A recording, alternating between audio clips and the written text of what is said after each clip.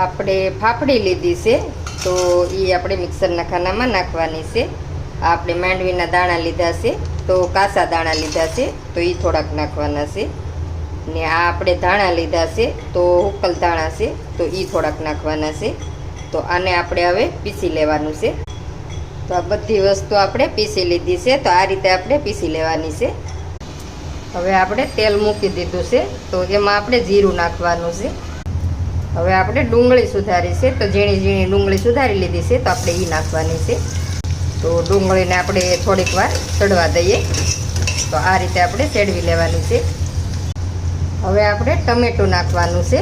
તો ટમેટાની તમે ગ્રેવી બનાવી નાખો તોય હાલે. ને મેં ઝીણું ઝીણું સુધારી લીધું છે. હવે આપણે એમાં મીઠું નાખવાનું છે. મીઠું નાખીને આપણે હવે એને ચડવા દેવાનું છે ટમેટાને. તો આ રીતે આપણે એને ચડવી લઈએ થોડીક વાર. હવે આપણે ટમેટાની ડુંગળી સડી ગઈ છે તો હવે એમાં આપણે મસાલા કરવાના છે. તો મસાલામાં આપણે હિંગ નાખવાની છે. હવે આપણે એમાં હળદર નાખવાની છે. હવે આપણે એને મિક્સ કરી લઈએ. હવે આપણે એમાં મરચું નાખવાનું છે. તો તમારે જેવું તીખું શાક કરવું હોય એ પ્રમાણે તમારે મરચું નાખવાનું. ને આ આપણે માંડવીના દાણાને ફાફડી દળી છે તો એ નાખવાનું છે. હવે આપણે ધાણા જીરુંનો ભૂકો નાખવાનો છે. હવે આપણે બધો મસાલો મિક્સ કરી લેવાનો છે આ રીતે. હવે આપણે એમાં શીંગું નાખવાની છે.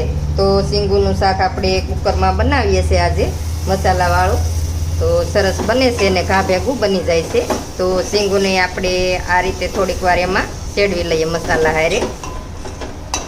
હવે આપણે થોડુંક મીઠું નાખવાનું છે. હવે આપણે મિક્સ કરી લઈએ બધું.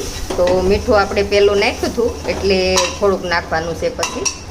તો હવે આપણે એમાં પાણી નાખી દઈએ.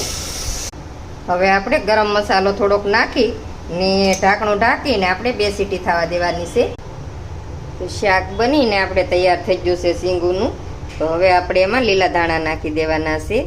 ને મસ્ત મજાનું શાક બની ગયું છે.